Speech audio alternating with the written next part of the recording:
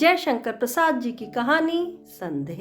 राम निहाल अपना बिखरा हुआ सामान बांधने में लगा था। जंगले में धूप आकर उसके छोटे से शीशे पर तड़प रही थी। अपना उज्जवल आलोक खंड वह छोटा सा दर्पण बुद्ध की सुंदर प्रतिमा को अर्पण कर रहा था, किंतु प्रतिमा ध्यान मग्न थी। उसकी आंखें धूप से चंधियाती न थी। प्रतिमा का शांत गंभीर मुख और भी प्रसन्न हो रहा था, किंतु राम निहाल उधर देखता न था। उसके हाथों में था एक कागजों का बंडल, जिसे संदूक में रखने से पहले वह खोलना चाहता था। पढ़ने की इच्छा थी, फिर भी न जाने क्यों हिचक रहा था और अपने को मना कर रहा था, जैसे किसी भयानक वस्तु से बचने के लिए कोई बालक को रोकता हो। बंडल तो रख दिया, पर दूसरा बड़ा सा लिफाफा खोल ही डाला। एक चित्र उसके हाथों में था और आंखों में आंसू थे। कमरे में अब 2 प्रतिमाएं थीं। बुद्धदेव अपनी विराग महिमा में निमग्न, राम निहाल पर्वत सा अचल, जिसमें से हृदय का द्रव आंसुओं की निर्झरणी बनकर धीरे धीरे बह रहा था। किशोरी ने आकर हल्ला मचा दिया। भाभी, अरे भाभी, देखा नहीं तूने ना, निहाल बाबू रो रहे हैं। अरे तू भी चल। श्यामा वहां आकर खड़ी हो गई। उसके आने पर भी राम निहाल उसी भाव में विस्मृत सा अपनी करुणा धारा बहा रहा था। श्यामा ने कहा, निहाल बाबू। निहाल ने आंखें खोलकर कहा, क्या है? अरे रे रे, मुझे क्षमा कीजिए। फिर आंसू पोंछने लगा। बात क्या है, कुछ सुनो भी। तुम क्यों जाने के समय ऐसे दुखी हो रहे हो? क्या हम लोगों से कुछ अपराध हो गया? तुमसे अपराध होगा, ये क्या कह रही हो? मैं रोता हूँ, इसमें मेरी ही भूल है। प्रायश्चित करने का यह ढंग ठीक नहीं, ये मैं धीरे धीरे समझ रहा हूँ, किंतु करूँ क्या, यह मन नहीं मानता। श्यामा जैसे सावधान हो गई।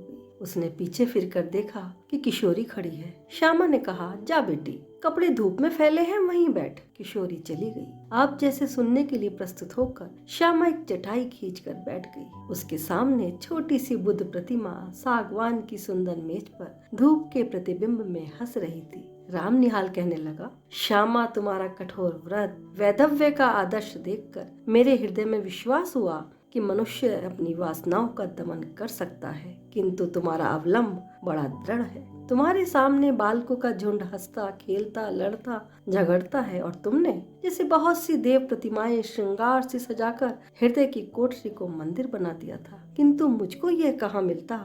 भारत के भिन्न भिन्न प्रदेशों में छोटा मोटा व्यवसाय, नौकरी और पेट पालने की सुविधाओं को खोजता हुआ जब तुम्हारे घर में आया तो मुझे विश्वास हुआ कि मैंने घर पाया। मैं जब से संसार को जानने लगा तभी से मैं गृहहीन था। मेरा संदूक और ये थोड़ा सा सामान जो मेरे उत्तराधिकार का अंश था अपनी पीठ पर लादे हुए घूमता था, ठीक उसी तरह जैसे कंजर अपनी गृहस्थी टट्टू पर लादे हुए घूमता है। मैं चतुर था, इतना चतुर जितना मनुष्य को ना होना चाहिए, क्योंकि मुझे विश्वास हो गया है कि मनुष्य अधिक चतुर बनकर अपने को अभागा बना लेता है और भगवान की दया से वंचित हो जाता है। मेरी महत्वाकांक्षा, मेरे उन्नतिशील विचार मुझे बराबर दौड़ाते रहे। मैं अपनी कुशलता से अपने भाग्य को धोखा देता रहा, वह भी मेरा पेट भर देता था। कभी कभी मुझे ऐसा मालूम होता है कि यह दांव बैठा कि मैं अपने आप पर विजय हुआ और मैं सुखी होकर, संतुष्ट होकर चैन से संसार के एक कोने में बैठ जाऊंगा, किंतु वह मृग मरीचिका थी। मैं अब तक जिनके यहाँ नौकरी करता रहा वे लोग बड़े ही सुशिक्षित और सज्जन हैं, मुझे मानते भी बहुत हैं। तुम्हारे यहाँ घर का सा सुख है, किंतु यह सब मुझे छोड़ना पड़ेगा ही। इतना कहकर राम निहाल चुप हो गया। तो तुम काम की एक बात ना मानोगे, व्यर्थ ही इतनी। श्यामा कुछ और कहना चाहती थी कि उसे रोक कर राम निहाल कहने लगा, मैं तुमको अपना शुभ चिंतक, मित्र और रक्षक समझता हूँ। फिर तुमसे न कहूँगा तो ये भार कब तक ढोता रहूंगा। यह चैत्र है, हाँ ठीक, कार्तिक की पूर्णिमा थी। मैं काम काज से छुट्टी पाकर संध्या की शोभा देखने के लिए दशाश्वमेध घाट पर जाने के लिए तैयार था कि बृज किशोर बाबू ने कहा, तुम तो गंगा किनारे टहलने जाते ही हो। आज मेरे एक संबंधी आ गए हैं, इन्हें भी एक बजरे पर बैठाकर घुमाते लाओ। मुझे आज छुट्टी नहीं है। मैंने स्वीकार कर लिया। ऑफिस में बैठा रहा। थोड़ी देर में भीतर से एक पुरुष के साथ एक सुंदर स्त्री निकली और मैं समझ गया कि मुझे इन्हीं लोगों के साथ जाना होगा। बृज किशोर बाबू ने कहा, मान मंदिर घाट पर बजरा ठीक है,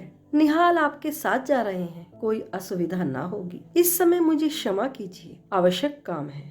पुरुष के मुंह पर की रेखाएं कुछ तन गईं। स्त्री ने कहा, अच्छा है, आप काम कीजिए, हम लोग तब तक घूम आते हैं। हम लोग मान मंदिर पहुँचे। बजरे पर चांदनी बिछी थी। पुरुष, मोहन बाबू जाकर ऊपर बैठ गए। पैड़ी लगी थी। मनोरमा को चढ़ने में जैसे डर लग रहा था। मैं बजरे के कोने में खड़ा था। हाथ बढ़ाकर मैंने कहा, आप चले आइए, कोई डर नहीं। उसने हाथ पकड़ लिया। ऊपर आते ही मेरे कान में धीरे से उसने कहा, मेरे पति पागल बनाए जा रहे हैं, कुछ कुछ है भी, तनिक सावधान रहिएगा, नाव की बात है। मैंने कह दिया, कोई चिंता नहीं। किंतु ऊपर जाकर बैठ जाने पर भी मेरे कानों के समीप उस सुंदर मुख का सुरभित निश्वास अपनी अनुभूति दे रहा था। मैंने मन को शांत किया। चांदनी निकल आई थी। घाट पर आकाश दीप जल रहे थे और गंगा की धारा में भी छोटे छोटे दीपक बहते हुए दिखाई देते थे। मोहन बाबू की बड़ी बड़ी गोल आंखें और भी फैल गईं। उन्होंने कहा, मनोरमा देखो, इस दीपदान का क्या अर्थ है तुम समझती हो?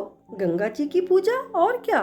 मनोरमा ने कहा, यही तो मेरा और तुम्हारा मतभेद है। जीवन की लघुदीप को अनंत की धारा में बहा देने का ये संकेत है। आहा, कितनी सुंदर कल्पना, कहकर मोहन बाबू जैसे उच्छ्वसित हो उठे। उनकी शारीरिक चेतना मानसिक अनुभूति से मिलकर उत्तेजित हो उठी। मनोरमा ने मेरे कानों में धीरे से कहा, देखा ना आपने? मैं चकित हो रहा था। बजरा पंचगंगा घाट के समीप पहुंच गया था। तब हंसते हुए मनोरमा ने अपने पति से कहा, ये जो बांसों में टंगे हुए दीपक हैं, उन्हें आप क्या कहेंगे? तुरंत ही मोहन बाबू ने कहा, आकाश भी असीम है, जीवन दीप को उसी ओर जाने के लिए यह भी संकेत है। फिर हाफते हुए उन्होंने कहना आरंभ किया, तुम लोगों ने मुझे पागल बना लिया है, मैं ये जानता हूँ। ओहो, संसार की विश्वासघात की ठोकरों ने मेरे हृदय को विक्षिप्त बना दिया है, मुझे उससे विमुख कर दिया है। किसी ने मेरे मानसिक विप्लवों में मेरी सहायता नहीं दी। मैं ही सबके लिए मरा करूं। अब मैं यह नहीं सह सकता।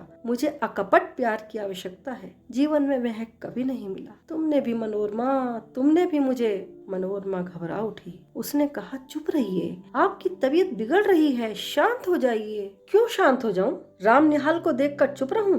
वह जान जाए, मुझे इसमें कोई भय नहीं। तुम लोग छिपाकर सत्य को छलना क्यों बनाती हो? मोहन बाबू के श्वासों की गति तीव्र हो उठी। मनोरमा ने हताश भाव से मेरी ओर देखा। वह चांदनी रात में विशुद्ध प्रतिमा सी निश्चेष्ट हो रही थी। मैंने सावधान होकर कहा, माँ जी अब घूम चलो। कार्तिक की रात चांदनी से शीतल हो चली थी। नाव मंदिर की ओर घूम चली। मैं मोहन बाबू के मनोविकार के संबंध में सोच रहा था। कुछ देर चुप रहने के बाद मोहन बाबू फिर अपने आप से कहने लगे, ब्रज किशोर को मैं पहचानता हूँ। मनोरमा, उसने तुम्हारे साथ मिलकर जो षड्यंत्र रचा है, मुझे पागल बना देने का जो उपाय हो रहा है, उसे मैं समझ रहा हूँ। तो ओहो, आप चुप न रहेंगे? मैं कहती हूँ, ये व्यर्थ का संदेह आप अपने मन से निकाल दीजिए या मेरे लिए संख्या मंगा दीजिए। छुट्टी हो। स्वस्थ होकर बड़ी कोमलता से मोहन बाबू कहने लगे, तुम्हारा अपमान होता है। मुझे सबके सामने ये बातें नहीं कहनी चाहिए। यह मेरा अपराध है। मुझे क्षमा करो मनोरमा। सचमुच मनोरमा के कोमल चरण मोहन बाबू के हाथ में थे। वह पैर छुड़ाती हुई पीछे खिसकी। मेरे शरीर से उसका स्पर्श हो गया। वह शुद्ध और संकोच में जैसे किसी का आश्रय पाने के लिए व्याकुल हो गई थी। मनोरमा ने दीनता से मेरी ओर देखते हुए कहा, आप देखते हैं ना? सचमुच मैं देख रहा था। गंगा की घोर धारा पर बजरा फिसल रहा था। नक्षत्र बिखर रहे थे और एक सुंदर युवती मेरा आश्रय खोज रही थी। अपनी सब लज्जा और अपमान लेकर वह दुर्बह संदेह भार से पीड़ित स्त्री जब कहती थी कि आप देखते हैं ना, तब मानो मुझसे प्रार्थना करती थी कि कुछ मत देखो। मेरा व्यंग उपहास देखने की वस्तु नहीं। मैं चुप था। घाट पर बजरा लगा था। फिर वह युवती मेरा हाथ पकड़कर पैड़ी से संभलती हुई उतरी और मैंने एक बार न जाने क्यों धृष्टता से मन में सोचा कि मैं धन्य हूँ। मोहन बाबू ऊपर चढ़ने लगे। मैं मनोरमा के पीछे पीछे था। अपने पर भारी बोझ डालकर धीरे धीरे सीढ़ियों पर चढ़ रहा था। उसने धीरे से मुझसे कहा,